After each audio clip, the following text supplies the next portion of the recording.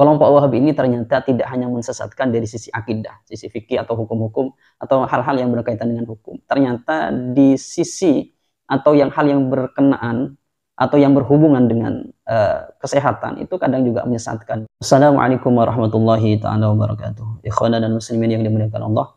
Pada kesempatan kali ini saya akan memberikan salah satu video yang ini bersumber dari channel podcast salah satu kelompok Wahabi, yaitu channel Kasih Solusi. Channel Kasih Solusi ini adalah memang di awal dibangun bahwasanya mereka adalah lebih pro terhadap kelompok Wahabi Salafi.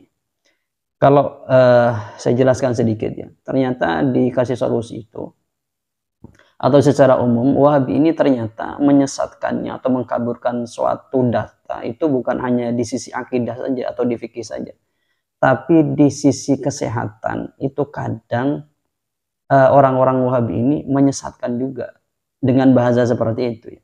Terbukti dengan video yang akan kita saksikan ini. Kita nanti saksikan, kemudian nanti kita berikan satu komentar ya.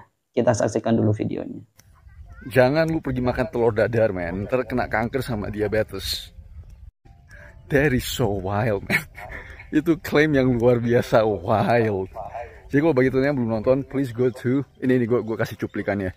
Ini di podcastnya Kasih Solusi. Telur di dadar katanya dicampur putih sama kuningnya, itu salah. Terus yang benar telur diapain? Ya diceplok atau direbus, pokoknya putih dan kuning jangan dicampur. Waktu mentah loh ya. Hubungan sama kanker tuh apa sih Pak sama diabetes tuh? Kalau putih sama kuning itu dicampur terus diabetes, kanker. Ya telur kan ujung-ujungnya. Nah, jadi pembahasan ini tentang avidin dan biotin, oke. Jadi avidin itu protein yang ada di putih telur. Biotin itu adalah essential vitamin yang ada di kuningnya. Jadi ceritanya adalah logikanya, kalau lu campurin sebelum lu masak, jadi avidin itu bakalan ngikat ke biotin. Jadi biotin itu nggak bisa keluar, jadi kita nggak bisa dapat biotinnya. Kira-kira gitulah. Nah teman-teman harus tahu, avidin itu adalah protein. Jadi protein itu bisa denature namanya, dinaturasi, gitu kan, denature. Itu dengan panas dan juga dengan berbagai macam hal. Bisa dengan tekanan, bisa dengan panas, bisa dengan acid, asam. Nah itu bisa juga. Nah jadi gue kasih teman-teman itu, jadi apakah betul klaim itu? Bagi gue sih klaim itu bullshit. It's a freaking bullshit claim.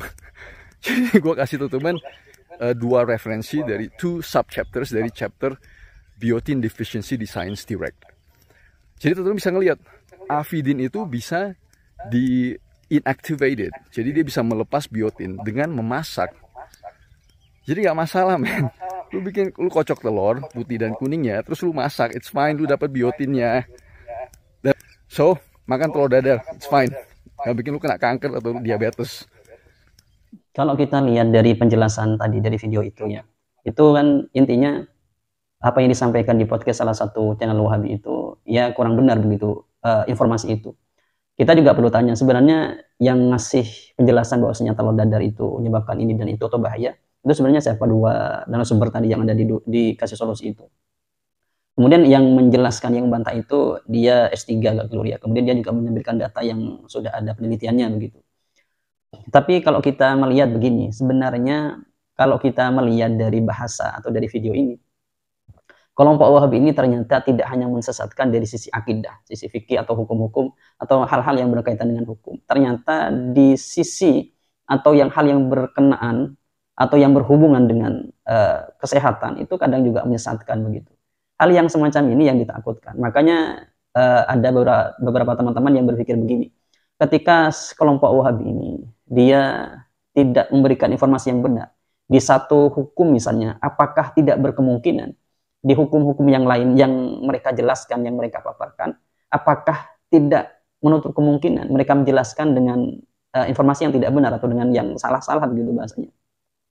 Oleh karena itu, kelompok Wahabi ini atau Wahabi Salafi ini itu perlu untuk kita perhatikan. Sebenarnya diperhatikannya bukan karena kita takut terhadap pergerakannya mereka. Akan tetapi mereka melakukan pergerakan itu semata-mata sebenarnya bukan ingin memberikan satu edukasi tentang masalah pengetahuan, tapi mereka ingin menyebarkan pemahamannya mereka. Yang tentu pemahaman mereka secara umum, lebih-lebih atau khusus di masalah akidah, itu banyak menyimpang daripada ulama-ulama salaf. Oleh karena itu perlu untuk kita perhatikan. Ya, kita takutkan atau kita kasihan terhadap masyarakat yang sudah terkontaminasi atau yang akan nanti terpengaruh dengan ajarannya mereka. Sebab pada umumnya ya tidak semua ya, mungkin ada beberapa.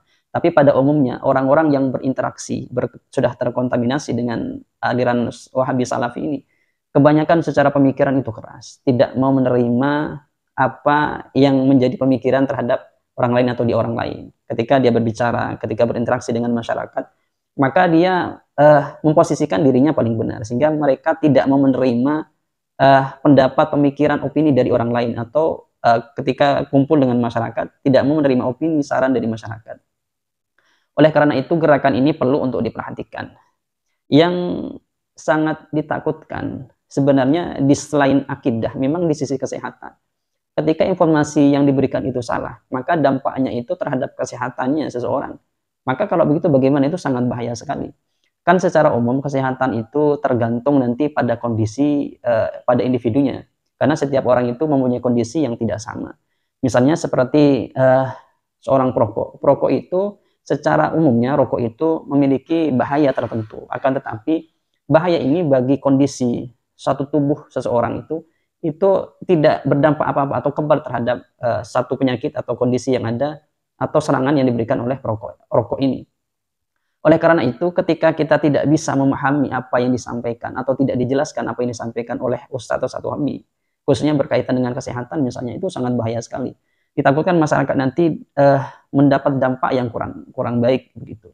Oleh karena itu, bagi teman-teman yang memang mengetahui bahwasanya, misalnya di salah satu contoh di channel dikasih solusi, atau contoh yang lainnya, atau di istilahnya itu dokter bahasanya, bahasa Madura begitu, atau istilahnya itu tabib-tabib yang mereka itu berakidah Wahabi, itu perlu diperhatikan juga, atau perlu kita bandingkan kepada yang lainnya, benar enggak yang diberikan atau saran yang diberikan oleh dokter Wahabi ini, atau misalnya tabib Wahabi ini gitu. Kita bukan tidak mempercayai dokter karena dia Wahabi, bukan, akan tetapi pada kebiasaannya mereka ini memberikan informasi itu meskipun dirinya kurang yakin, mereka memberikan informasi itu terhadap masyarakat seakan-akan itu memang benar begitu. Oleh karena itu kita tidak mempercayai dokter atau istilahnya tabib dari kelompok ini, kelompok Wahabi Salafi ini, bukan karena mereka Wahabi Salafi, akan tetapi kebiasaannya mereka kadang mengasihkan informasi atau memaparkan atau memberitahukan informasi itu kurang valid begitu bahasanya, atau kurang benar begitu. Itu perlu untuk kita perhatikan. Oleh karena itu video ini menjadi salah satu pelajaran bagi kita bahwasanya ternyata juga di sisi kesehatan juga mereka kadang itu kurang benar juga informasi yang disampaikan. Akan tetapi perlu kita koreksi juga. Sebenarnya yang menjadi narasumber di channel YouTube Wahabi ini, yaitu kasih solusi, itu siapa, benar atau tidak begitu. Akan tetapi sudah dibantah di dalam video tadi itu, ini penelitian yang ada di Amerika Serikat. Itu tentunya kan setidaknya rujukannya orang Indonesia itu ke Amerika begitu untuk masalah penelitian, terutama tentang masalah kesehatan. Tentu itu valid begitu bahasanya. Mungkin itu yang dapat kami sampaikan dari kami, kurang lebihnya. Assalamualaikum warahmatullahi wabarakatuh.